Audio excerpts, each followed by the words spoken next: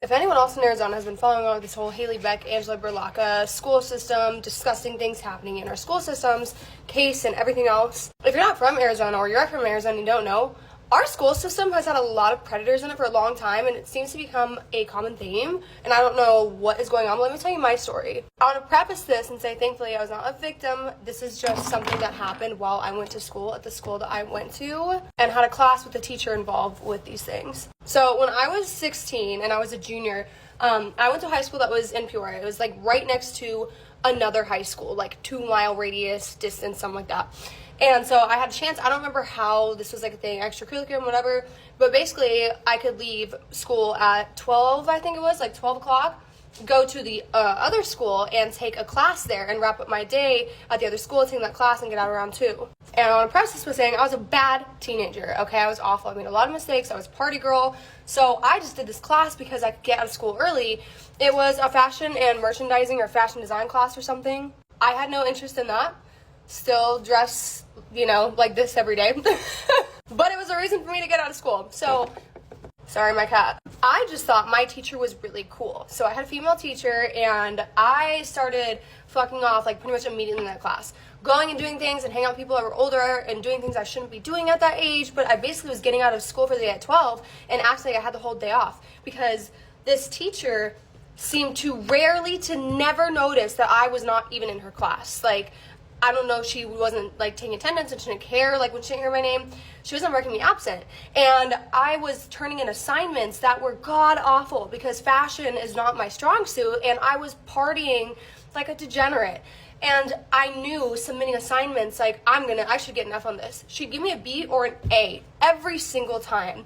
And I remember just telling like all my friends, like, yeah, like she must really like me. Like I thought I was cool, because what was happening. She wasn't calling home, calling my parents, telling them I wasn't there. She wasn't learning in the school, I wasn't there. She wasn't grading my assignments that looked like a doodle draw stick when I was supposed to paper mache a dress. And this happened in 2014 when I had her class. I think I graduated in 15, so 11 years ago. Insane. I'm almost 29. I think it was a couple years after I graduated where the news broke about this teacher. So essentially, her piece of shit husband was a soccer coach and was doing very disgusting and illegal, obviously, things, because minors, with students that were on his soccer team. I think there might have been more than that. I'm not gonna lie, it's kind of hard for me to read through those files because I just think this type of thing is it's just so disgusting. Like, I can't wrap my head around it. But basically, her shit husband, she knew about it before it came out. So I think the reason she was not ever noticing I was gone, I wasn't at school, not giving a fuck, is because she was harboring these disgusting secrets. And instead of making it right, instead of going to the police or anything, she just kept her husband's life for him, sorry. And I think she ended up getting arrested, obviously, too, because that's an accomplice? Is that what it's called? She knew about it. She knew her husband was being a piece of shit to minor children and didn't say anything. Like, she probably could have stopped it. She could have stopped it. She could have called the police, but she never did. And I just look back, I'm like, man, it makes so much sense why she was never, lights on, no one's home. When I did go to the class, which was rare, she was always real out of it. Like, she seemed kind of cranky, but I always thought, I don't know, Meryl Streep, Devil Wears Prada vibes. I just thought it was how fashion was. But yeah, something needs to happen in our school systems, because why is this still happening with everything that's been going on, like I mentioned in the beginning of the video, Haley Beck, Angela Berlacca, all these victims, and things that we don't even know about. Victims that haven't come forward. What is happening? Arizona, pull it together. Fire everyone on the school district board. Everybody, weirdos, bye, replace them. These are fucking kids, man. Y'all are sick. My husband and I are going camping this weekend together, and the last time we went camping was a freaking scary, horrifying disaster. So we went camping in the Appalachian Mountains along the Appalachian Trail near the New Hampshire / Vermont portion of it. And everything was going well till the nighttime came. So the nighttime came, right, and we're in our tent, and all of a sudden, and not all of a sudden, okay, so it was more towards the middle of the night when it happened. At least I think. I didn't actually check the time, but I had been sleeping for a little while, so when I woke up to the sound of footsteps outside of the tent, it kind of startled me awake a little bit. And At first, like, I was like, okay, it's probably just an animal because, you know, when you're going camping, if you're an avid camper, you know that, like, usually the footsteps outside of your tent is more than likely just an animal, and you can always kind of tell because, you know, animals walk on 4 feet, and the bipedal walking of a human or something else on 2 feet is very distinct. So that kind of immediately shot up a red flag in my head, and it woke me up immediately because it was a bipedal walk that I was hearing. It was not something on 4 legs. So I wake up my husband and I'm like, yo, did you hear that? And he was already awake because he was hearing it too. He's a very light sleeper when it comes to stuff like that. I'm like, what the fuck is that? So he, being the Brazilian man that he is, he opens up the flap of the tent and he looks out and he's stunned. He freezes for a second. And I'm like, what is it? What do you see? Like, what is it? And he's like, don't move. Stay right there. Don't move. Don't look. Like, don't come over here and don't look at it. And of course I came over to look at it because who the fuck is not gonna look at something that, like, what are you saying to me? Of course I'm gonna try and see it. Peek outside the tent. Bro, dude, I was expecting to see a bear or like an animal getting into our food bag or something like that, but I was not expecting to see this like tall, skinny, like grayish humanoid creature. It wasn't even grayish actually. It was like dark gray, like really dark, scary gray, but like not a full-on black, you know what I mean? So like this dark humanoid figure crouched down with its head kind of cocked to the side, staring directly at us in the tent. You can fuck yourself. You can fuck yourself. We stayed up for like a couple hours after that and we're like petrified, but somehow, some way, I don't know how, we ended up falling asleep in the tent after that. Probably because we had been drinking for the day, and so like we were just exhausted as it was, but we ended up falling back asleep and nothing happened to us. So, you know, everything was fine. I'm still alive, but we haven't gone camping since then, but we are gonna go camping tonight until Monday. So wish us luck. I'm scared. If you listen to Relatos de la Noche, I'm pretty sure you've heard that you're supposed to listen to those stories while wearing a headset and not out loud. I've personally have experienced something listening to that out loud, but it only happened one time. I will say that I continue to listen and that scared me. What the fuck? I do continue to listen to the stories out loud. Thankfully, nothing else has happened. However, if there was a story to make me not want to do that anymore, it would be this one. So this girl says that she shared this experience with her boyfriend, her mom, and they did not believe her. Right next to her own bedroom is her sister's bedroom. However, the computer for the entire house is inside of her bedroom. So of course her sister goes into her bedroom from time to time to use it so that she could do her homework or just things like that. There's a lot of times where they both need to use the computer, so they give each other a certain amount of time and just take turns. However, they both do this while listening to Relatos de la Noche. They both enjoy Relatos de la Noche, so they have no problem listening to it as they're taking turns. They have this little speaker that they have in front of a vanity where the mirror is, and that is where they listen to it out loud. So there's times where she's home alone and listening to this podcast, and when her sister gets home, she goes to that vanity where the mirror is and where the speaker is, and she'll lower it or she'll just like turn it off completely, and she does this just to annoy her sister. Sometimes her sister does this to scare her because obviously she's home alone, she's listening to a spooky story, and she'll go in there and just completely turn it off just to scare the shit out of her. So a few weeks ago, she says that it was around 11 p.m. She was in her room in front of the computer doing her homework. Her mom was already asleep and her sister was in the living room. That's when her sister walks into her room and is pressuring her to let her use the computer for like 5 minutes because all she needed to do was send an email. However, she didn't want to lend it to her because she always said that, and it would take her like 20 minutes to do whatever she needed to do. So she tells her sister no because she didn't want to lose the inspiration that she had because she was doing this like writing work, and she asked her to just give her 5 more minutes. She was almost done, to go to the living room and she would get her when she was finished. By that point, she had only been listening to music while she was doing her homework, and she thought it was the perfect time to put Relatos de la Noche. She explains that sometimes when she's listening to it, it lets her concentrate, that it's to the point where she's not even listening to the story. It's just like the guy's voice telling the story that's helping her do her work. So as she's working with Relatos de la Noche just playing in the background, she said that for some reason it was almost like her brain just like switched and she started to pay attention to the story that was being told. The part that she started listening to was about this taxi driver that was driving driving and apparently had heard something get on top of his car, and he would see this like woman's face peeking down through the windshield. Okay, that was already scary enough for me. So for some reason, again, she started paying attention to the story, and she admits that she started to feel a little nervous, a little scared, and some may say that she was letting the story like consume her. That was also the moment that she felt that somebody had came into her room, but again, because the sister had kept bothering her and walking in and out, she just thought it was her sister. She said that she turned her head just for like a second, just to tell her, hey, just give me a moment, I'm almost done, just wait for me. Within that second is when she saw that her sister was about to touch the speaker like she usually does to lower it or turn it off or whatever. But within that second, when she turned and looked forward, she then realized what she had actually seen. She did indeed see her sister try to reach for that speaker, but she realized that she had only seen her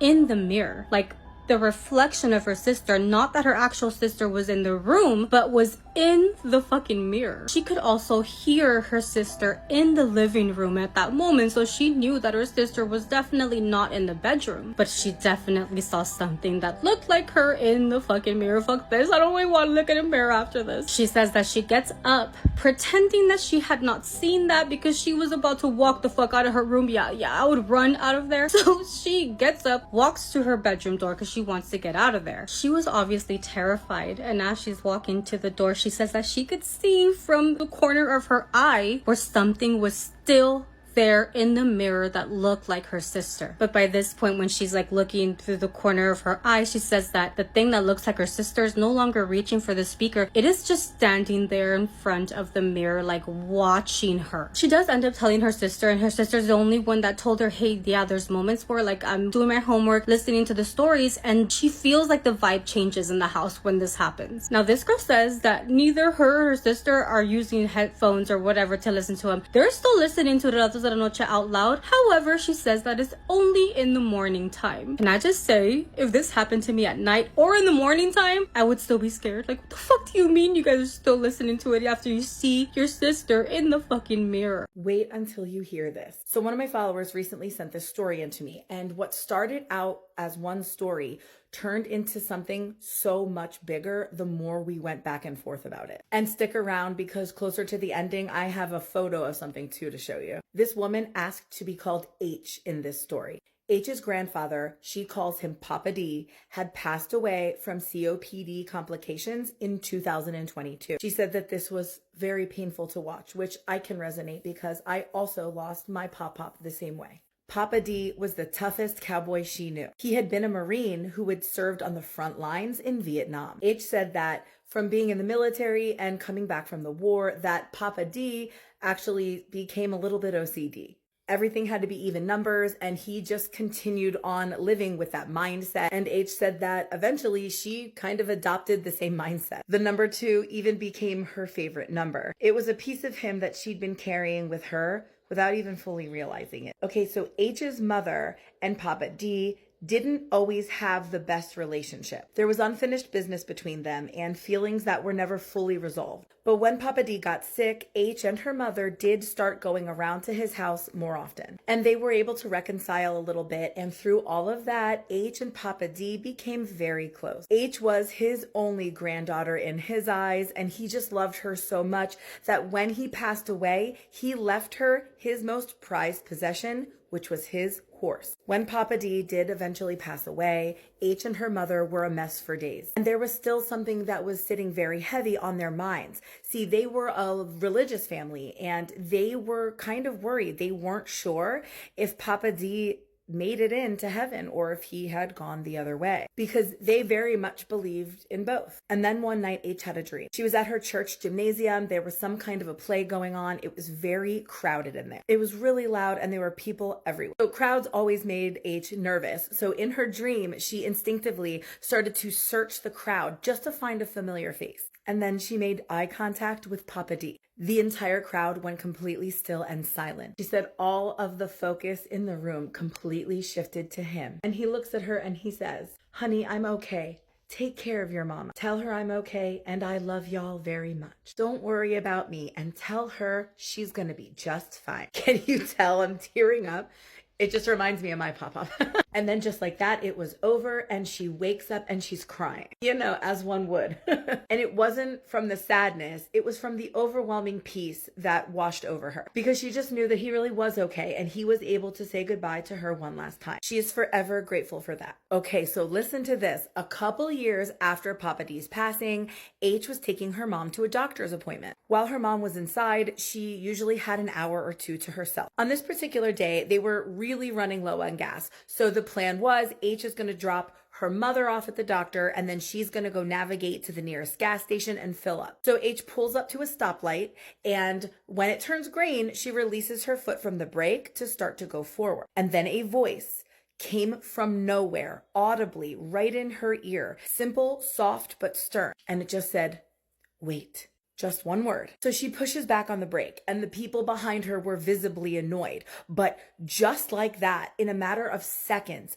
a car blew through their stoplight. They were going at least 15 miles an hour over the 45 mile per hour speed limit. And had she kept going forward and not waited, they would have smashed into her, T-boning her right in the intersection. She likely would not have made it out of that one. So she continues on and gets to this gas station, reeling from the thought of what just happened. And as she stepped out of the car, she looks down to the ground and she sees two shiny pennies facing heads up. And then she turns and notices that the gas pump number was 2, and she looked at her clock and it was 2 on the dot. Now keep in mind that OCD that she adopted from her Papa D's view of the world. And she said that she really truly believes that somebody was watching over her on that day. And guys, it just keeps getting crazier. So H and I had been going back and forth about this. One of the emails that I had sent her had sparked a memory of something that she hadn't thought about in a little while, and it stopped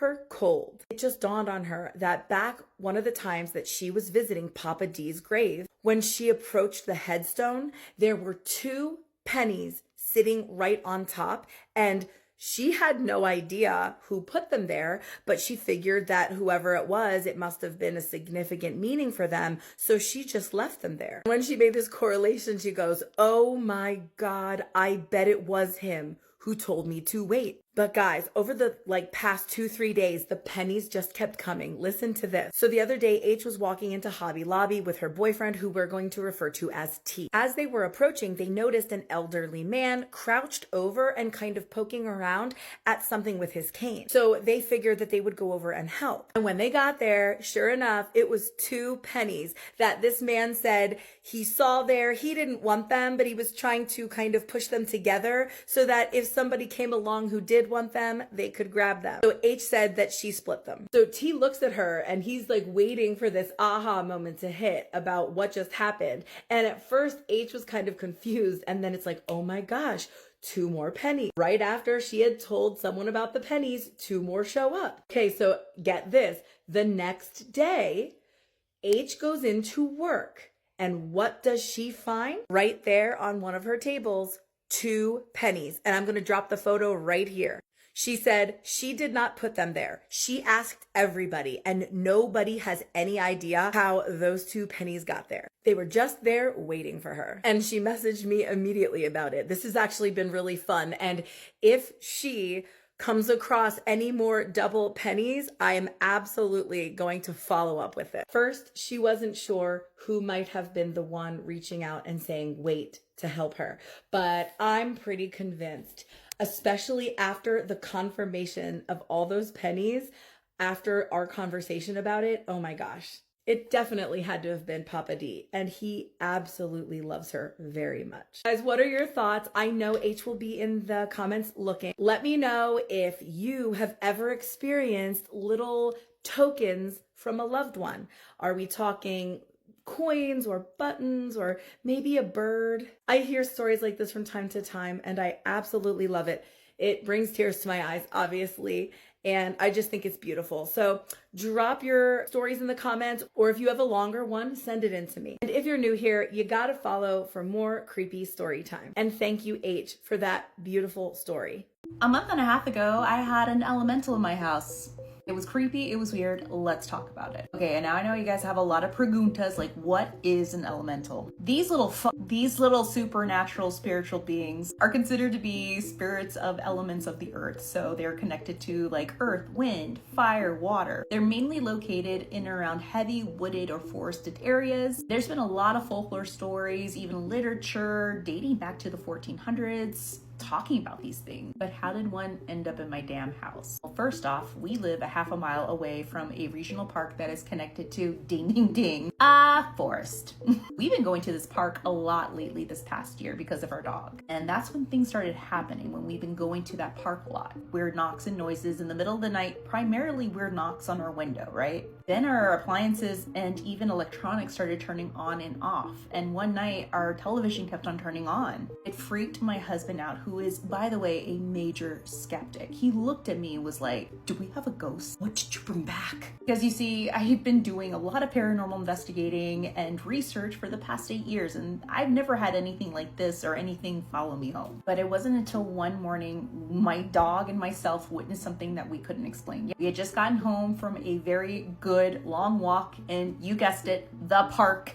I was unloading the dishwasher and my dog was sitting right there by the dishwasher, back towards me. Corner of my eye, I see this black shaped thing run from the patio door underneath our dining room table into the living room. I thought my eyes were playing tricks on me, but it wasn't until my dog Otto reacted. That freaked me out. He got on all fours and started growling, but it wasn't until he did this. He gave me a look. It was more like, Mom, did you just see that? And I knew we had something in the house. I immediately contacted a friend of mine who's an investigator and medium, told her everything in an audio message, and 20 minutes later, she confirmed it. She's like, girl, I just see you and your dog going to this park. Do you have a forest or a park down the street? And this thing, it's like this small black thing followed you home. Want to know what I drew after I experienced this?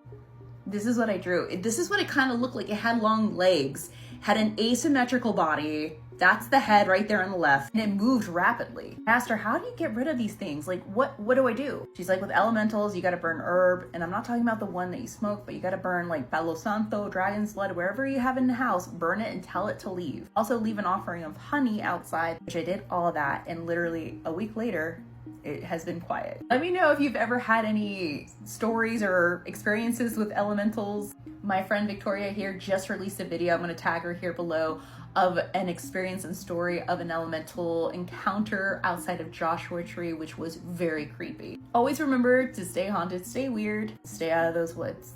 Spooky Scary Storytime comes from Hawaii. It comes from someone named Elle, and while it's not exactly spooky in the paranormal sense, it is unexplained in the sense of I saw something and I don't know what it was. So Elle says that she and her husband were camping on Queens Beach on Oahu in 2001, 2002, and they were saving money to buy a plot of land or a boat to live in, but rent was extremely expensive, and they were like, we should just camp while we save up this money. It's going to come faster. And Trevor were sort of living a non-traditional life. They were making and selling jewelry from beach glass and shells that they found in Waikiki. Days were pretty simple and pretty routine. They would spend all day at a park near the bead store and they would make jewelry, and then they would go into town and go to Wolfgang Puck's for dinner, and then they would come out at night to sell their jewelry when all the bars let out, and usually the drunk people leaving the bars were more than happy to shell out money, and she said they were actually making a ton. That was their normal schedule, but some days they would be almost out of beach glass and shells that they foraged for on the beach. So they would have to stay at the beach a little bit longer in order to find more, and this was one of those days. The days they would sell, they didn't go to the bar district to sell the jewelry. They just foraged for glass all day. So on this particular day,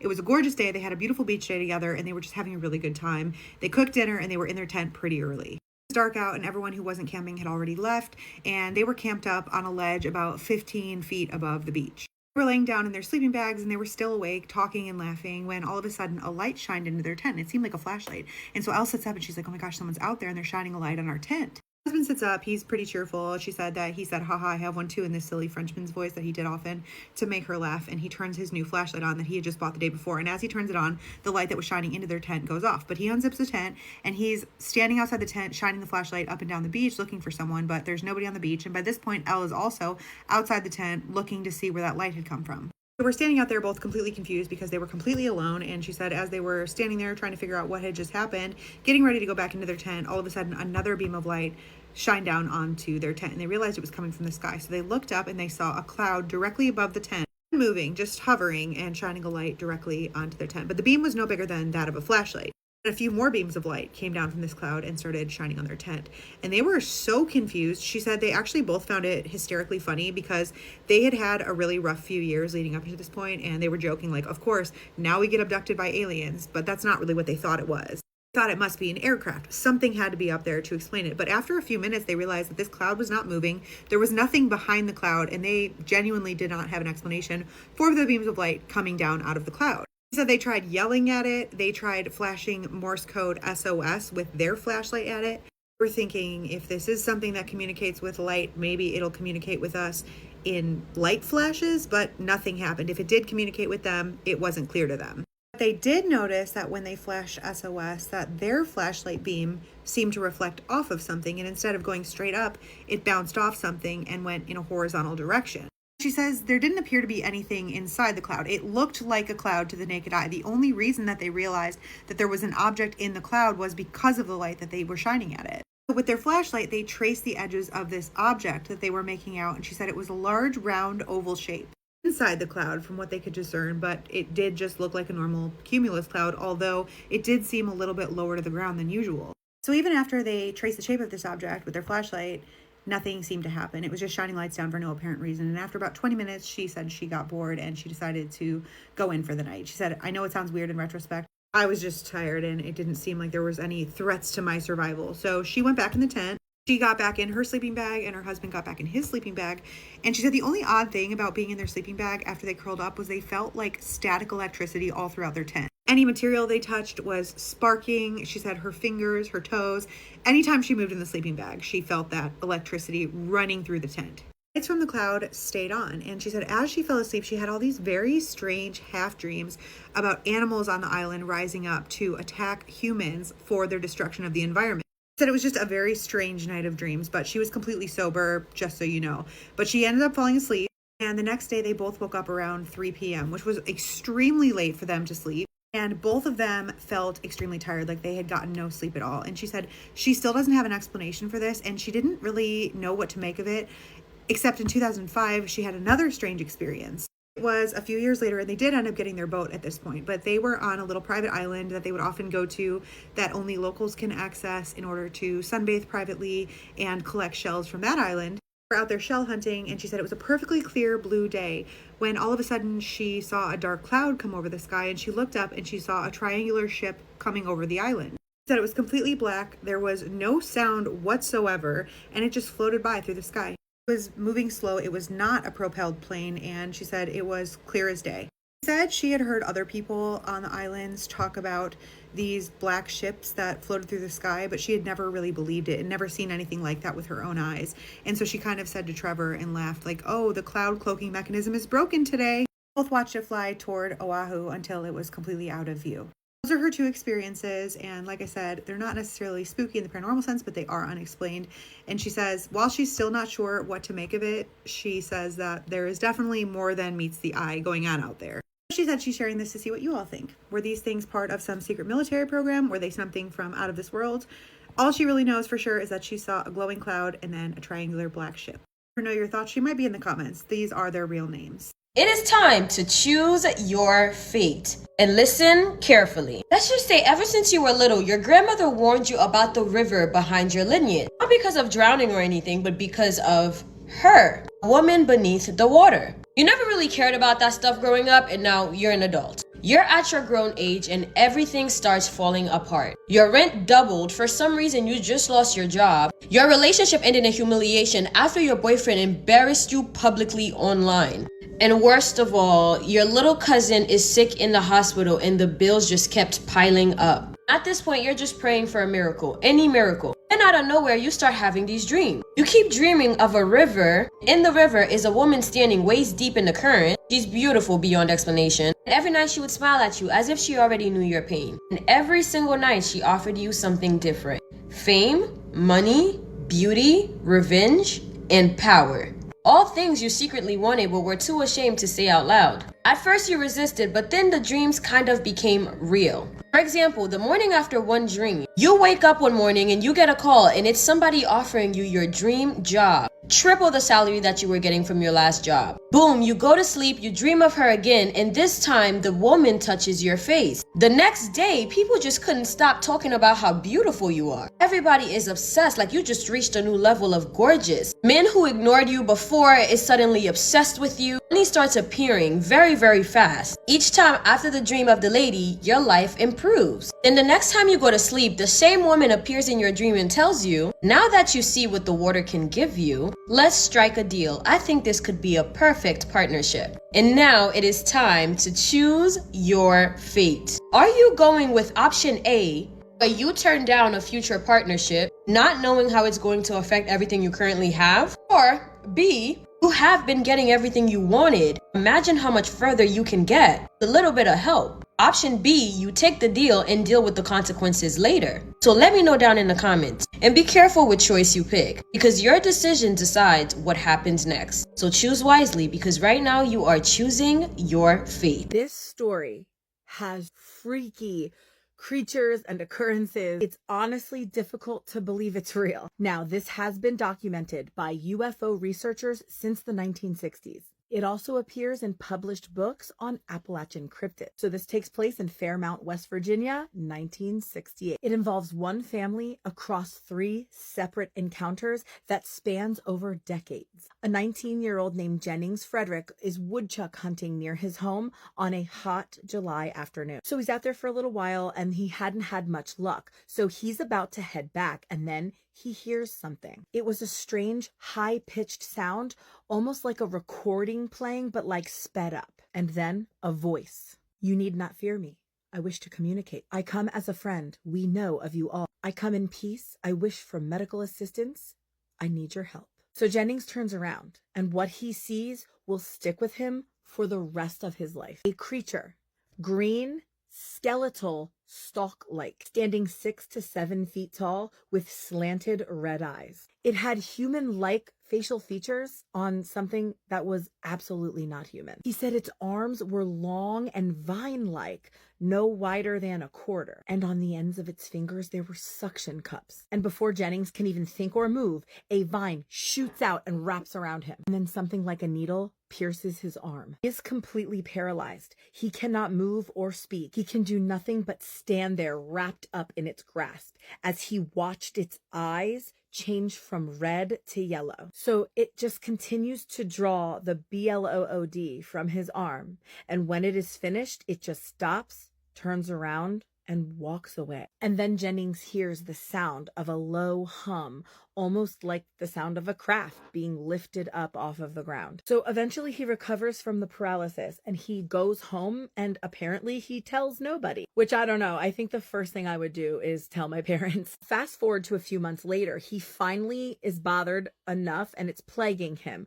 So he contacts a UFO researcher and he tells him his story. The researcher's name is Gary Baker, and he dubs this creature the Vegetable Man. I mean, I could stop there, and that could easily be one of the strangest stories I've ever told, but guys, it just keeps getting weirder. So these encounters didn't just happen to Jennings. Years before his encounter, his mother had an experience. She was home washing dishes and she was gazing out of her kitchen window when she saw something out in the field. She describes it as a small, dark creature with no clothing, pointed ears, and a tail. The best way she can explain it is like a little mini devil man. I know.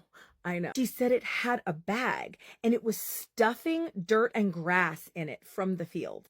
And just beyond this creature was a dome-shaped craft that she judged to be about 5 feet tall and 10 feet wide. She said it was silver and cream-colored and had a row of windows. And it was rotating counterclockwise, just humming. She said that the creature appeared to be attached to the ship by a cable, which I thought aliens to be more technologically advanced, but maybe that's just certain species. She freaks out, she runs away from the window, and then she gains courage and comes back, and she looks out, and now this creature is boarding the ship. So now this ship is slowly rising up from the ground. It's making an even louder hum now than originally, and then just like that, it's gone. Now, when Jennings got home from school that day, his mother told him everything, and he ran out to the area, and he did find depressions in the ground. He also found clawed tracks, and he completely believed her. And then years later, after Jennings had served and returned home from the Air Force, something happened again. Between 1 and 4 o'clock in the morning, he awakens to a flashing red light. So he grabs his GUN that is underneath his pillow, and he makes his way into the living room. And the first thing he noticed was a small gas canister sitting on the ground in the living room. And before he could react or make any sense of it, all of a sudden, he was grabbed from behind and a needle was injected into his left arm. This poor man always being sedated against his will. And now when he comes to and his eyes adjusted, he sees 3 men standing there in black turtlenecks and black slacks, and also ski masks completely covering their faces. And then one of them spoke, and he just said, "The dogs have been darted," and everyone gasped. Then they proceeded to put a gas mask over Jennings' face, and then they started berating him with questions. They questioned him about UFOs, what he thought they were, and what he thought of our future. And then when they were satisfied, they were gone. Now, despite this story being well documented, some claim it's just got to be a hoax. And either way, the town of Fairmount has an annual Veggie Man Day in its honor. All right, y'all, what do you think? Have you ever heard this story before? And if you have, what are your thoughts on it? If you haven't, what are your thoughts? Drop them down below. And if you have a creepy story of your own, you got to share it. And if you're new here, you got to follow for more creepy story time. Should the realtor be responsible for telling you if the house is haunted? I've got one in California that I can show you that's available, and the realtor's kind of saying it's haunted. Lip gloss on so I can run this mouth. Now focus. Scary story time, Fright Night Files. Did this realtor just accidentally catch a ghost while he's filming the house to show? I don't know. Let's watch it together and see what you think. Describe it. I'm not a skeptical person. I'm not a gullible person. But something just felt a little bit different. Keep watching. See if you catch the ghost. In 1910, a lot of the woodwork and architectural design that the house still has is all original. It's coming up. They have 3 bedrooms and 1.5 baths. And with those bedrooms all being upstairs. Did you see it? When the realtor pans by the room, you see something move, like right here. This right here moves. Now, is it a real ghost? Is it something he did to get everyone's attention? It got my attention. People have asked him in the comments, is it a friend of yours? Is it a real ghost? What is it? He just kind of acts like he didn't know it was there. So I don't know. We would never know unless he told us, like, yeah, I set it up. No, I didn't. We don't really have anything to go off of. But what I really want to know is, would you buy a haunted house? If you saw a video like this, the location was great. The price was great. The house was great. Everything was great, except there's something in the closet. Would you still get the house? Would you not? I think I'd still get the house. I don't know.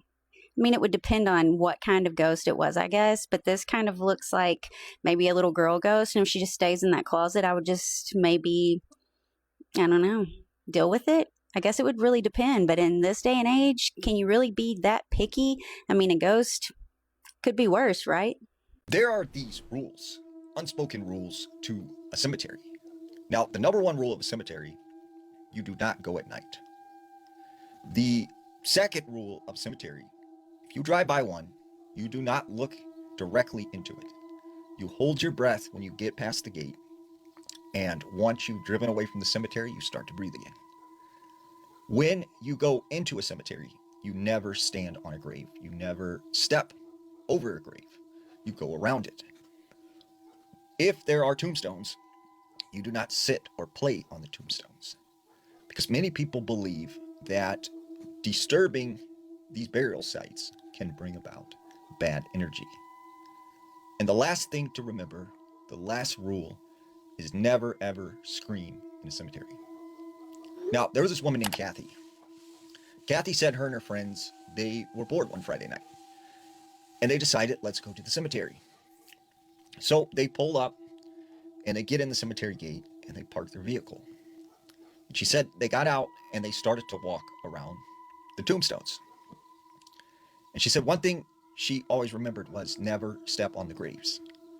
But it was so dark they couldn't really see where they were going, and she realized she was stepping right on top of these graves. But she said that's when all of a sudden they started to get this feeling like they were being watched. She said all of a sudden her and her friends, they looked over by these tombstones and they noticed that they were sort of glowing. And right next to them were a pair of feet. And these feet were chained. And she said the feet were walking by themselves. And as they're staring at this, watching this take place, hands started to reach up from the ground. And they started screaming. They take off running back to the vehicle. And they all jump in the car. As they're going out the cemetery gate, they felt something hit the car. And all of a sudden the driver was like, I can't move, like the vehicle won't go. And the tires were spinning as if something were holding the car into the cemetery. And eventually, whatever it was, it let go. And they were able to get out of there. But they said they would never go back to the cemetery at night. And they would never step on graves again. Have you noticed how we've not built any new cemeteries? Like any city, town you go to, they still have the same cemeteries they've had for hundreds of years. And people pass away all the time. Yet these cemeteries never seem to fill up. There are always open plots of land where you can bury someone. So where are the bodies? Where are they going? What's happening to them? I've got this interesting theory that I've heard. Now, in the 1970s, there was this movie called Soylent Green. Now, Soylent Green was this movie starring Charlton Heston, and it was about this futuristic city in which the world had become overpopulated. They had destroyed the oceans, they had destroyed the earth, and times were really rough. And none of the people in the city could afford to buy any groceries. They couldn't afford just the normal things we get every day at the store. So, in order to keep them from starving, they were sold this very cheap stuff that was made in the factory. It was like a squared cracker or ration, and it was called Soylent Green, or yellow or red. And the people, because they were hungry, because they were starving, they would protest like every day. They would go out into the streets and have these huge protests. But these trucks would come around, and they would pick them up and take them away. And all these people were like disappearing.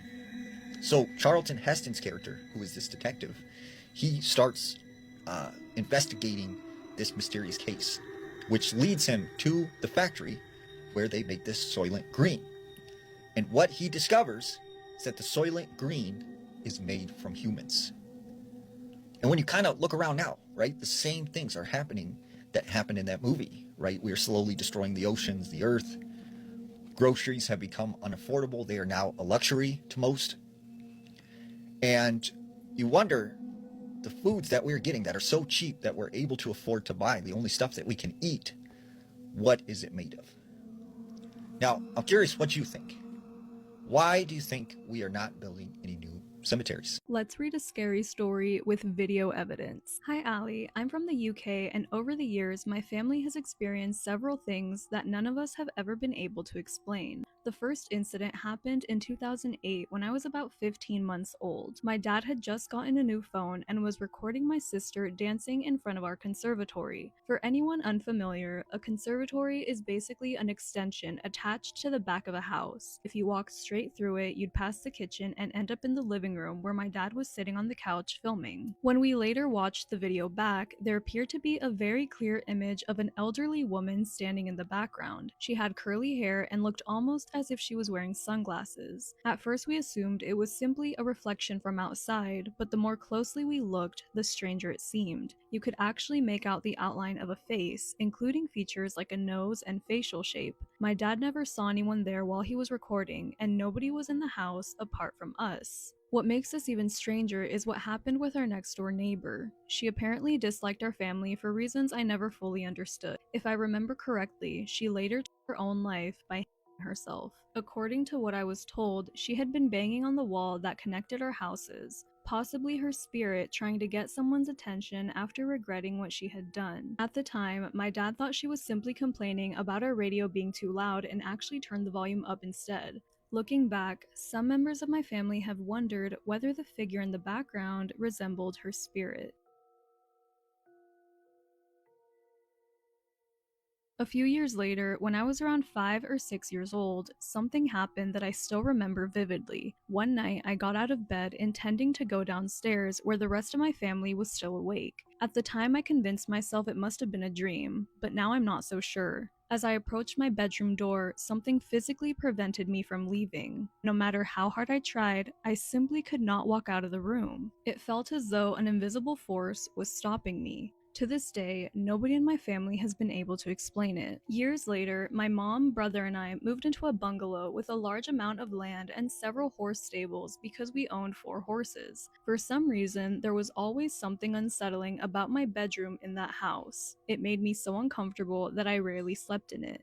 My mom experienced several strange incidents there herself. One night she was letting our 2 dogs outside through the French doors at the back of the house. As she opened the doors, she suddenly felt something grab hold of both of her wrists. Startled, she called the dogs back inside, shut the doors, and immediately ran upstairs to bed. On another occasion, she was outside on the property burning wood. While standing near the fire, she felt a force shove her toward the flames. Thankfully, she didn't fall in, but she has never been able to explain what caused it. The final experience happened around 2020 or 2021 after my sister moved into a newly built house. We later discovered that the area had reportedly been built on land where bodies from World War II had once been buried. One evening, my sister was home alone apart from her 3-year-old child who was asleep upstairs. She was relaxing in the bath. The bathroom had no windows, so there was no obvious source for outside noise. While washing her hair, she briefly went underwater. The moment she did, she heard a loud male voice shout, "Get up." The voice was so clear that it terrified her. Normally, I would be skeptical of a story like that, but my sister is the last person I would expect to make something like that up. She absolutely hates anything paranormal and is genuinely frightened by subjects like ghosts or hauntings. Not long afterward, she ended up moving out of that house. To this day, I have no real explanation for any of these experiences. I went outside one morning and everything was frozen. The cars, the people, even my neighbor. No one seemed to notice but me. Hi everyone, welcome back to Candlelit Whispers with Amanda. Today we have a listener submitted story, which I think is the best example of a time loop. But you let me know what you think about this story in the comments below. Hi, my name is Shaya and I want to share my story with you because what happened with me is still a mystery to this day. This happened in 2022 when I was 16 years old and a sophomore in high school. Me and my twin sister, we'll call her Shay, went to the same school. I also want to mention that I have epilepsy because that helps explain the story a little bit better. That morning, I was getting ready for school, dressed, and doing my hair while waiting for my sister. It was going on 9 a.m. and we had to be at school by 8. My twin told me she wasn't feeling well and that she wasn't going. So I went and told my mom Shay wasn't feeling good and asked if I could go by myself. Usually because of my epilepsy, my mom would say no. But I told myself it had been almost 3 weeks since a seizure, so maybe she'd let me. And she said, "You know you have epilepsy, but I'll let you go and I'll call you an Uber." I told her no and I'd just take the 32 bus. And she said okay and I left. That's where it gets interesting. I live on the 5th floor, so I took the elevator because I didn't want to take the stairs. I've lived in this building my whole life, so I knew almost everybody. My mom has a friend who lives on the 1st floor, and every single time she sees me, she always says hi. Always. That day, I walked out of my building and saw her coming in while I was walking out. But this time, she didn't say hi. Which is weird because she always does, even if she was on the phone. And she wasn't on the phone. And I was holding the door for her, waiting for her to come inside. But she was walking slow, like really slow. Mad slow. And usually she walks fast, but this looked weird. It looked like she was walking and not walking at the same time. And it looked like she couldn't even see me. Like I was invisible. I shook it off and kept walking to the bus stop. Then I noticed something. Everybody outside had stopped. Nobody was talking. Nobody was walking. The cars weren't moving. Nothing. Everything looked frozen, but not completely frozen. Like they were moving and not moving at the same time, if that makes sense. And I remember saying to myself, I'm probably dreaming, even though I knew I wasn't. I was just trying to calm myself down so I wouldn't panic. But then I got scared.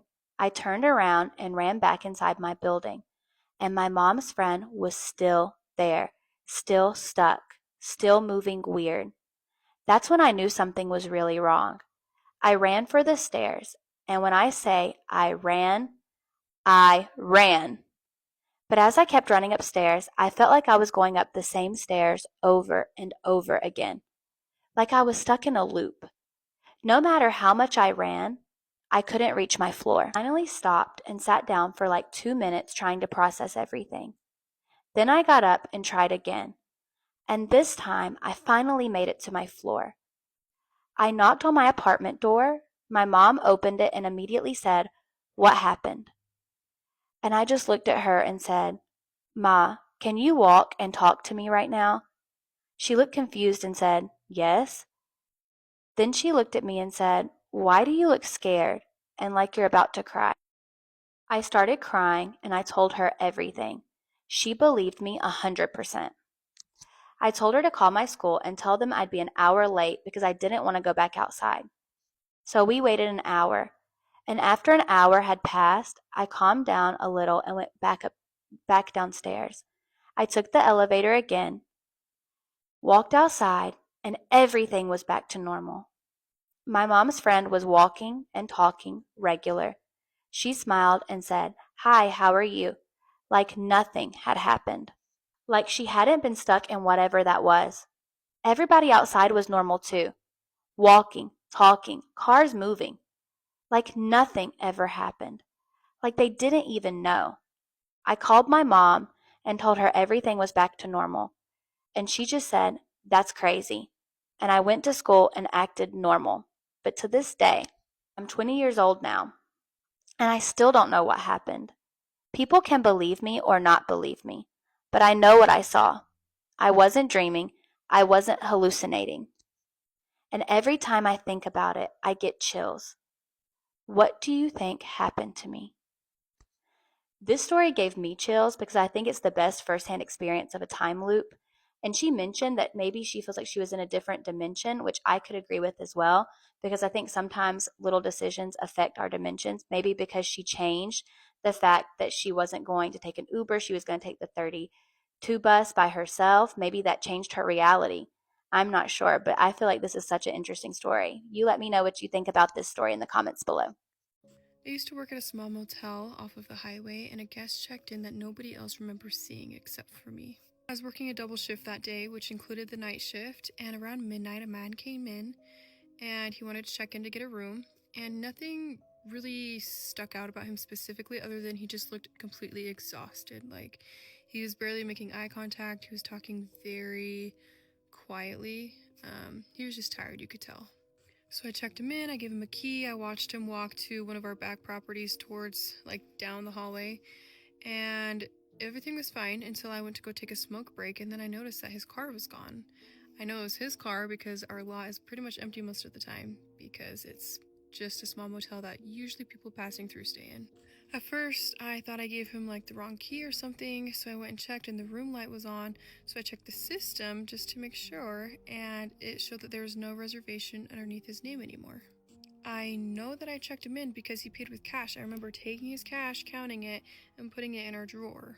So now I'm confused, and so I grab the spare key and I go over to his room, and I notice that his room is slightly open, so I kind of peek in and the light's on, the TV's on, but I don't see any luggage, I don't see anybody in there. There's no evidence that somebody has been in there. I notice that the bathroom light is on, so I go to look over, and I see that above the sink there's a mirror, and on the mirror is writing, and it says, "He followed me here." I immediately got creeped out. I backed out of the room and I went straight back to the office. And then the next morning, my boss was there, and I told my boss what happened. And he asked me what room was it, like he already knew something that I didn't. I told him and he went completely silent. And then apparently I find out that there was a man who was unalived in that same room, And his main thing was he would go telling people that there was a man following him across different states and that he was following him everywhere. The suspect was never found, and according to my manager, every few years, people will say that a man by the same description will come and check into the hotel, but by the morning, there's no record that he ever stayed there at all. And on top of that, nobody else ever sees them except for the person checking him in.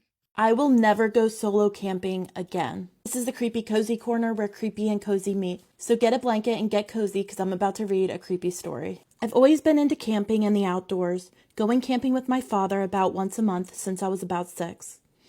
Anyway, I recently turned 19 and passed my driving test finally, and decided it was time for my first solo camping trip.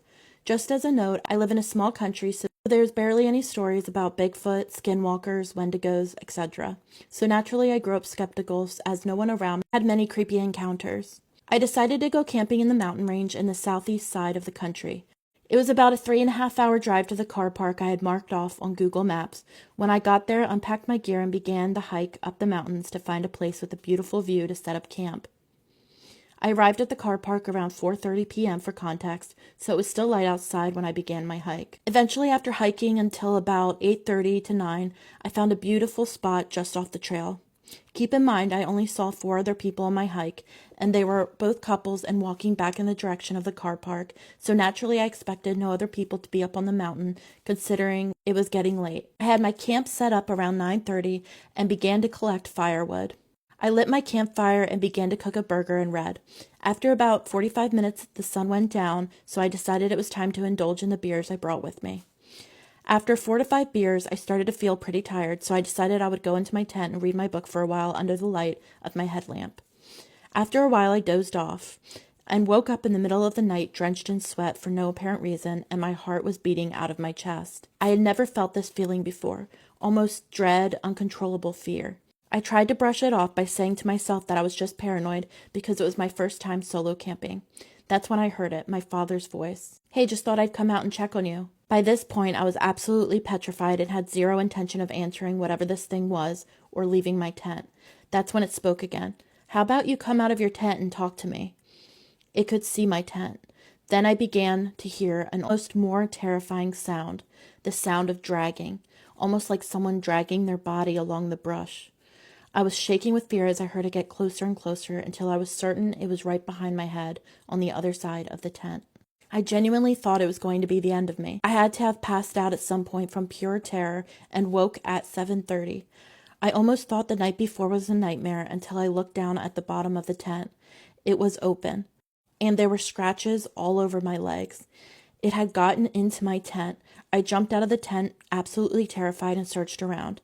I went behind the tent, and then I saw it, drag marks, from the woods behind me right up to the back of my tent where my head was. I packed up my camp in absolute record time and sprinted down the mountain, making it back to my car by 9 a.m. I sped home in absolute silence, no radio, nothing, just thinking of possible explanations for the night before. Maybe it was a fox. No, foxes scream/squeal, not talk, especially in my father's voice. When I got home, my parents instantly realized something was wrong and asked what happened. I told them and they believed me, thank God. The last thing I wanted for them to think was I was crazy. I've been camping since, but I made sure my father tagged along with me. Let me know what you think of that story, and if you have any scary stories of your own you'd like me to read, just send me a message. Let's read a scary story. This is a creepy cozy corner where creepy and cozy meet. Grab a blanket and a plushie and get cozy because I'm about to tell a creepy story. This one is titled, "The Woman Who Saved Me During the Snowstorm." I shouldn't have been driving that night. Snowstorm had gotten so bad that I could barely see past my windshield, but I kept telling myself I was close to home. Just a few more kilometers, that's all I needed. The roads were empty, no headlights, no houses, just endless snow and the sound of the wind hitting my car hard enough to shake it. Then my tires lost grip. Everything happened so fast. The car spun, the headlights flashed across the trees, and then I slammed straight into a ditch on the side of the road. For a few seconds, I just sat there in silence, trying to process what had just happened. My airbags had gone off, my nose was bleeding, the engine was dead. I grabbed my phone, no signal, of course. Outside, the storm kept getting worse. Snow was already piling against the doors of the car. Staying there meant freezing to death. So I got out. The cold hit me instantly. My shoes sank into the snow with every step as I started walking down the road, hoping to find literally anything. After what felt like forever, I finally saw a light in the distance. A house. Old, isolated, 2 stories tall with warm yellow lights glowing through the windows. I almost cried from relief. I knocked on the door so hard my hands hurt. A few seconds later, an old woman opened it. She looked to be in her late 60s, maybe older. Gray hair tied back neatly, soft smile, warm eyes. "Oh my God," she said immediately. "Come inside before you freeze." The heat inside the house felt unreal. She sat me down near the fireplace, wrapped a blanket around my shoulders, and made me tea, while apologizing over and over for the storm like she somehow controlled it. Something about her was strange, though. Not creepy at first, just too friendly, too caring. Like she was overly happy that someone had showed up at her house. "You can stay the night," she told me. "My son's old room is just upstairs." I thanked her at least 10 times before going upstairs. Honestly, I was exhausted enough that I probably would have slept anywhere. The room looked untouched. A perfectly made bed, shelves full of old books, clothes hanging neatly inside the closet. It didn't feel like a guest room. It felt like someone still lived there. I sat down on the bed and noticed a folded piece of paper sticking halfway out from beneath the dresser. At first I ignored it, then curiosity got the better of me. I pulled it out. It was an old psychiatric evaluation report. The name matched the woman's downstairs. I remember my stomach tightening as I read parts of it. Paranoia, violent episodes, psychotic delusions involving her son. One sentence stood out more than the others. Patient refuses to accept that her son died several years ago. I stared at the paper for a long time. The wind outside howled against the windows. Suddenly, the entire house didn't feel warm anymore. I looked around the room again. The clothes, the books, the perfectly made bed. She hadn't preserved this room out of grief. She genuinely believed her son was still alive. I wanted to leave right then, but outside was a blizzard, and my car was wrecked somewhere down the road, and I had no signal. So I convinced myself I was overreacting. I locked the bedroom door and tried to sleep. I must have drifted off eventually, because the next thing I remember was waking up to a deafening crash downstairs. It sounded like furniture being thrown over. I checked my phone, 3:07 a.m. At first I thought maybe the old woman had fallen. I slowly opened the bedroom door and stepped into the hallway. The house was dark now except for the faint orange glow coming from downstairs. Then I heard a man's voice, calm, talking softly. I froze. There wasn't supposed to be anyone else in the house. I moved closer to the staircase and looked down into the living room, and that's when I saw her. The old woman was lying on the floor at the bottom of the stairs, dead, her neck bent at an angle that made my stomach twist. Blood had spread across the wooden floor beneath her head, and standing over her was a man, tall, thin, covered in snow. He was talking to her body like she was still alive. "You shouldn't have let him stay here," he whispered. "You know what happens now." I nearly made a sound right there. Instead, I backed away from the stairs as quietly as I could and locked myself inside a small storage closet down the hallway. I covered my mouth with both hands, trying not to breathe too loudly, while I listened to him moving around downstairs. Floorboards creaked, cabinets opened, then silence, complete silence. I grabbed my phone again, but still no signal. My heart sank. Then, for 1 second, one tiny second, a single bar appeared. I immediately called the police. The dispatcher answered almost instantly. I whispered everything as quietly as I could. The crash, the dead woman, the man downstairs, the isolated house in the middle of nowhere. The dispatcher suddenly went quiet after I gave him the address. Way too quiet. Then he asked, "Are you inside the Miller house?" Something about the way he said it made my blood run cold. "Yes," I whispered. Another long silence. Then he said something I still can't stop thinking about. "Listen to me carefully. Hide. Do not leave your hiding spot and do not ask any more questions." I remember whispering, "What do you mean?" But he ignored me. "I'm sending someone now. Stay quiet." Then he hung up. That's when I heard footsteps downstairs again, slow and heavy. They were coming towards the staircase. The closet I was hiding in suddenly didn't feel safe anymore. I realized something horrifying. To call the police, I'd have to leave the closet and go into the old woman's bedroom upstairs where the signal was stronger. If he had seen the light from my phone under the door, then he already knew exactly where I was. And now I can hear him walking through the hallway outside. Let me know what you think, and if you have any scary stories of your own that you'd like me to read, just send me a message. Series of spooky stories, except for it's women tell me your eeriest intuition stories, a time where your intuition truly showed itself. One afternoon, I went for a walk and met this guy, and he seemed really nice. He then says that he sees me often because he lives in the same building as me. Stopping to say, always assume the worst when it comes to strange men. He asked which apartment I stayed in, was hesitant, but as I was about to say my apartment number, because why would you do that? Don't ever give specific numbers. Not even buildings, but especially not your specific apartment number. But as soon as I was about to say my apartment number, I heard a shh in my ear. So I said a random number. A few days later, that apartment was broken into. And honestly, I don't even want to say the rest. I would have felt so guilty for giving that apartment number because that is fucking terrifying. I was working at a restaurant serving table in the middle of taking their order. I zoned out. I thought, he's cheating on me right now. I walked out of the restaurant without a word, drove past his house, and he was bringing his ex inside carrying a couple of pizzas. No idea what came over me. I just knew in that moment. I have had dreams of men cheating on me. One was so specific. It was with the girl that he was cheating on me with. Cried my entire pregnancy because something was wrong and nobody was listening to me. Always advocate for your fucking self, even when these stupid bitches don't believe you. I begged and begged for them to find out what was wrong. I would sob to my husband every night telling him something was wrong, and what if he died? I gave birth. I still felt like something was wrong. We were home for 6 days and I took my son to the pediatrician 5 times in 6 days, telling them that something was wrong. She finally sent me to the children's hospital because she was out of ideas. We got there and immediately we were taken back to the trauma bay. He was dying. He had an undiagnosed heart conditioner that required emergency heart surgery, and they told me he wouldn't have made it through that night. When a mother knows, she knows. I was in Walmart, walked past a man, got that ice cold feeling, decided to keep an eye on him. I saw him turn down the toy aisle, still keeping a distance from him, saw him staring at a little girl. Wasn't long before he approached her and I finally stepped. He was actively flashing her. I covered her eyes and screamed for help. The girl's mother came. I screamed what he did, chased him to his car for his license plate, and he had a history of this. This is why I have panic attacks whenever I can't keep my eyes on my kid while we're in the store. Woke up in the middle of the night and felt the urge to check my bank account. This was in 2012. I drove to the bank ATM at 3 a.m. to check. $1,000 was missing. Turns out my boyfriend at the time was stealing my money from me. $1,000 fucking dollars. God, some of these people are so fucking grimy. My 3-year-old and I got back from vacation in the middle of the night. When I was getting her out of the car, I had this strong feeling to check my back garage door to make sure that it was locked. It has a strange lock and you can only tell if it's locked with the door open. I opened the door and heard a man say, "You said nobody was home," and then what sounded like people ran. At least they fucking ran.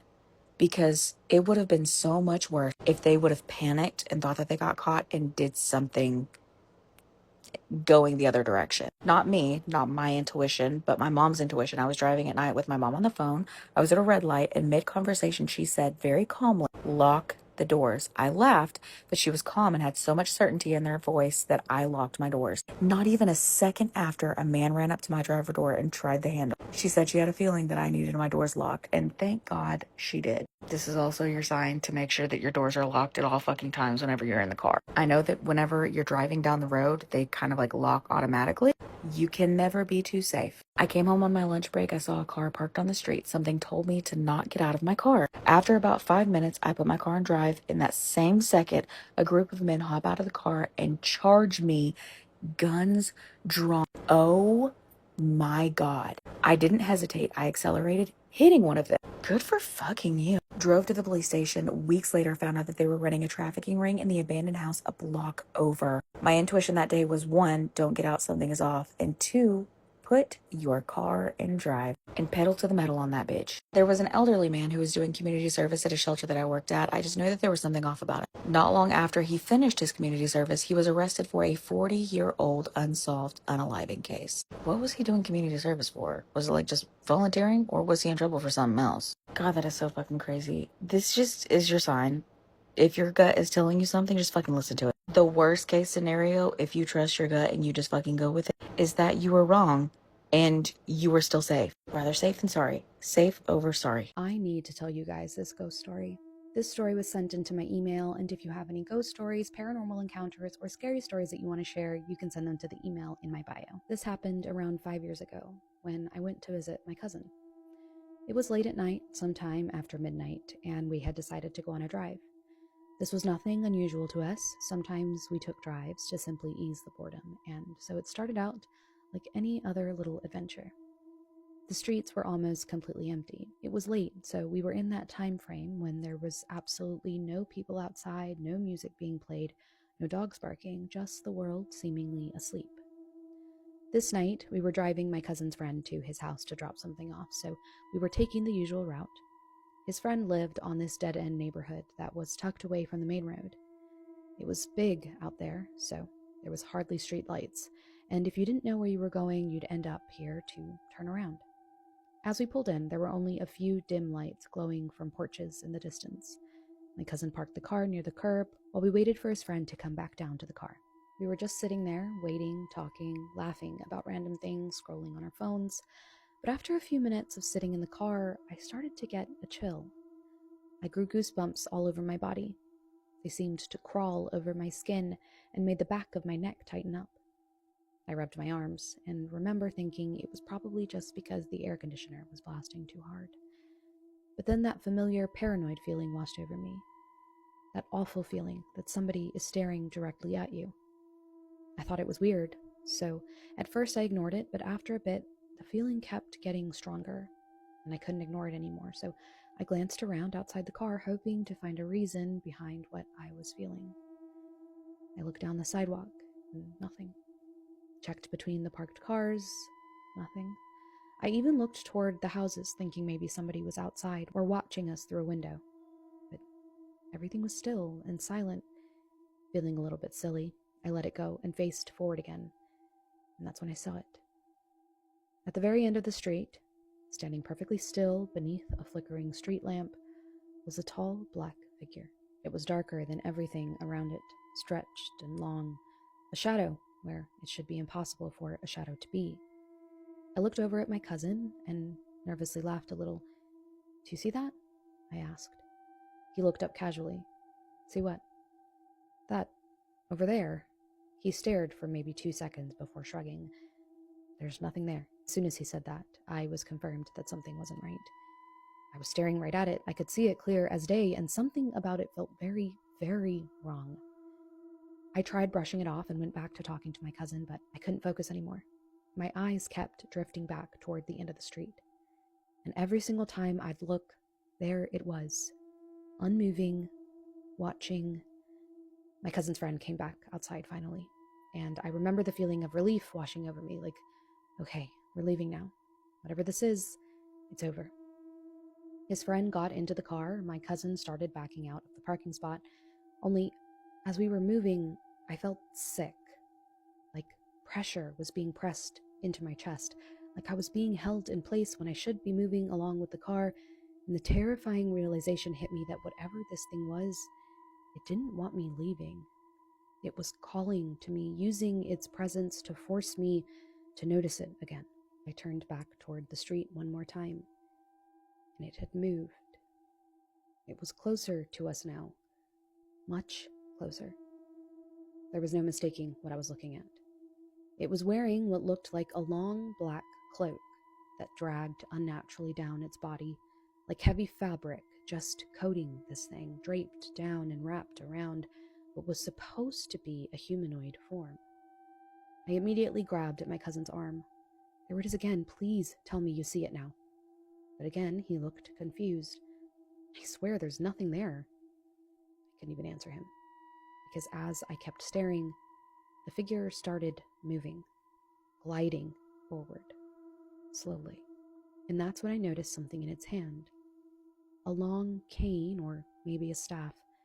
And then I was frozen, being held in place again, only this time I couldn't move at all. My hands, my neck, my head, I couldn't even speak, couldn't look away. I was locked in on whatever this was, and it held me there.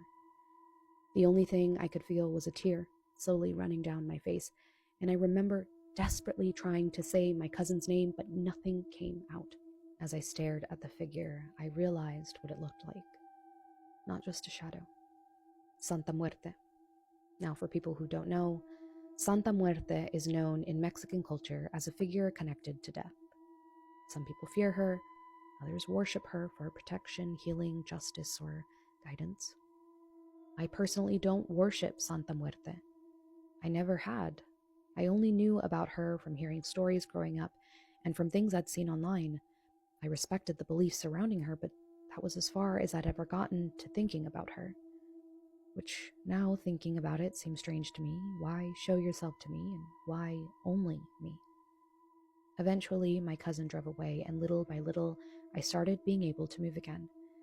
But I stayed quiet the entire ride home. Later that night, I couldn't sleep, so I started researching everything I could about Santa Muerte. And one detail that I couldn't let go was the cloak. The heavy black cloak. And according to what I found, different colored cloaks are believed to carry different meanings.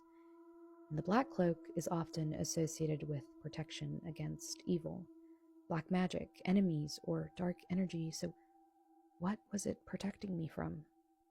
Why did it reveal itself to me in the first place? Might have known the story of real-life boogeyman. Hey Daisy, to preface the story, I should say that I grew up in a super religious household. I was raised Pentecostal. You know, the church folks that speak in tongues, fall back when the Holy Spirit touches them, and scream and shout during church services. As such, my mom has always been really into the angels and demons facet of Christianity. I'm in grad school and the fall semester is my favorite time of the year. By that, I mean that the August to December months are my absolute favorite of the year. The weather cools down, the leaves change, and everything feels cozy.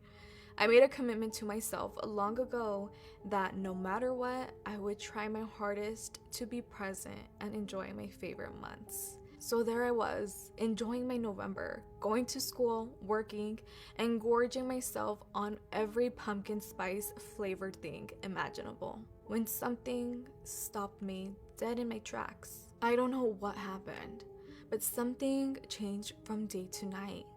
All of a sudden, I couldn't focus on my schoolwork whatsoever. I had this disgusting headache that was only on my forehead, right in between my eyebrows.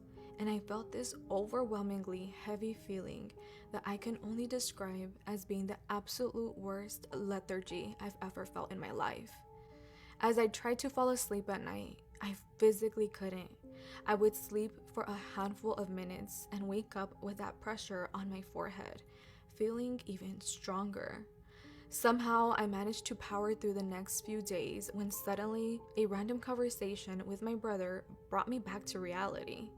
I was sitting at my desk trying to finish a discussion post for the week when my brother came in asking me if he could nap on my bed. I agreed, asking him what was wrong with his bed. He was quiet for a few moments before finally responding, "I don't know. I just haven't been able to sleep lately." Not thinking anything of his reply, I echoed his sentiments. I submitted my homework and out of pure exhaustion and frustration, laid on my bed next to my brother. He was still awake and could see something was bothering me, so he asked me what was wrong. Through an exasperated sigh, I tell him that I've been feeling off all week long and that I'm beyond tired and weak for no apparent reason. He shoots up from the bed and widens his eye before exclaiming, "Me too!" I didn't reply much as I don't think my brain registered what he said. But looking back on it, something was festering in my house. Let's look at some more of the terrifying photos that you guys have sent me. For a bit of a backstory, we moved into this new house, and from about the first week, we heard noises and footsteps daily. Our children wouldn't go anywhere near the smallest room. It was always so cold and had strange smells. We would often hear our youngest at the time over the baby monitor talking to someone. On this particular night, it was Halloween. There was no one else in the house but me and my 2 children. I took 2 photos, and when looking back, we noticed a very tall figure on the top left reaching over my son.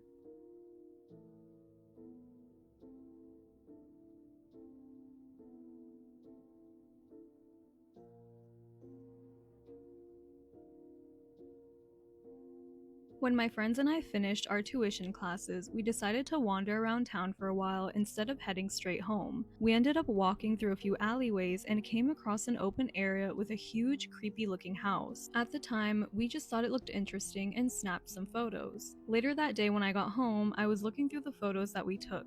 That's when I noticed something strange. In one of the pictures, there appeared to be 2 figures that looked like young girls standing near the house. One seemed taller than the other, and on the shorter figure, you could make out what looked like a face. The more I looked at the photo, the more unsettling it became.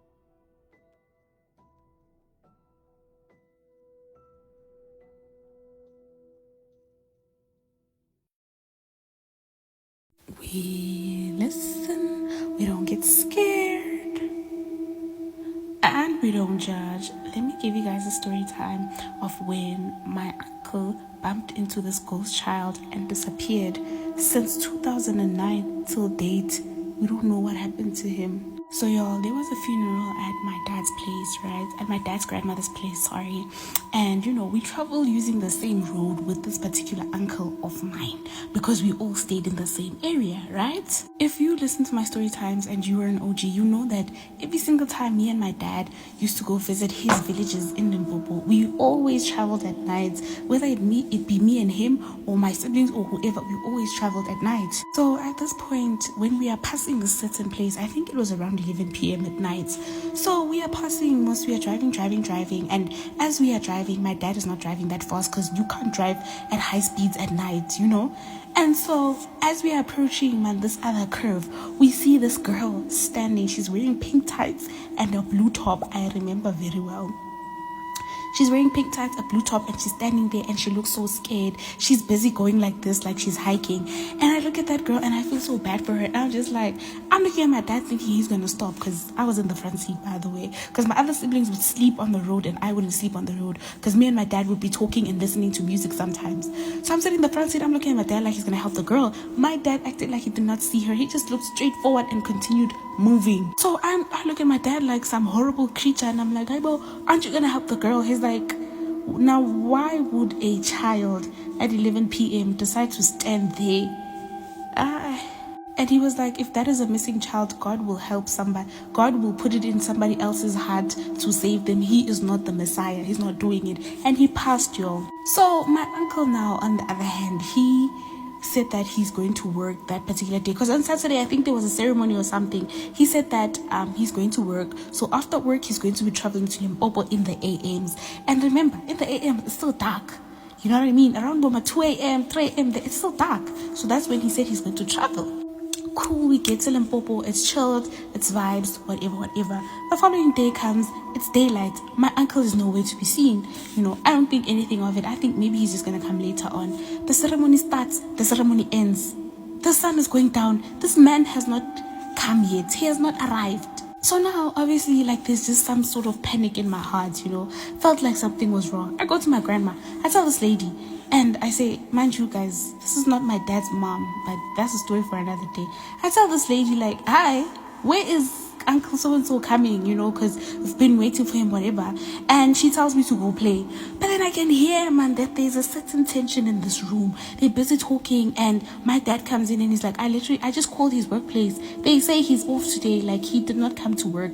Where could this man be? So as they're panicking there, they get a phone call. You know me, miss, I'm nosy. I stand at the door. They get a phone call and they put it on loudspeaker. It's a police officer.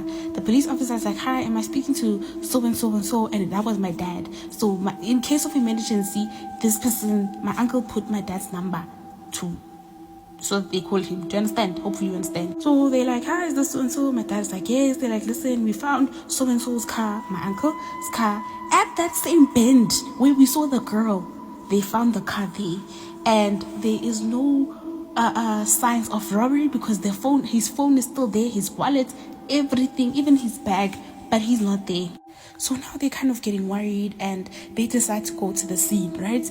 And I get in the front seats because that's my dad's car number one. Hey, I used to be a brat growing up. That's my dad's car number one and I want to go see, you know. And they tried to tell me to get out and I started crying. And I know one thing about my dad, when you start crying shame, he can never say no to your tears. So I start crying. He's like, I leave the child. So I get in the front seat and then the adults are in the back seat. They start driving. When they get to the place, for sure, the police are there. It's not that many police officers. And they're like, I man, you know, it seems like this person might have, I don't know, like they can't explain. Because the car is on the one side of the road. And then my uncle's footsteps, like when like on the other side, like maybe near the bend, that's where my uncle's footsteps are. And then after that, there's grass. So they don't know where he went. They went into the bushes. They tried to look, whatever, nothing. Fine, they filed a missing persons report and the police guys searched, hey? They searched and he was never found. His car was found, everything was found, but he never found. So obviously, naturally, they go consult a traditional healer. And how I know what the traditional healer said was because my dad was telling my mother the story and I heard, you know what I mean? So he's telling my mom, and it's like, hey, we went to this other traditional healer, and apparently Uncle so-and-so was taken by this child. This child is a child that died, right? And they're using that child spirit to lure people. And apparently wherever Uncle so-and-so is, he's basically gone, like dead. They killed him, and they are using his spirit to do like their own things. And basically they have blinded him spiritually so that he can't find his path back home. Like, we are never going to see him in dreams that show us where this person is or who took him. Basically what the traditional healer explained was, y'all are never going to find him, and if you go to somebody else, they are going to do nothing but waste your time. But you guys can keep trying. You can go to a second person and ask for a second opinion, but that's what she sees. And when I tell you that traditional healer did not lie, guys, because till dates we don't know what happened to my uncle. Also, they did get like a second opinion from somebody, and obviously that person was like, yeah, we need to work on the car, where his last scent was, in the seat where he was driving. That's where they need to dial the things. And that traditional healer came, dial the things. Did anything happen? No. Did we dream about my uncle? No. We never found him till dates.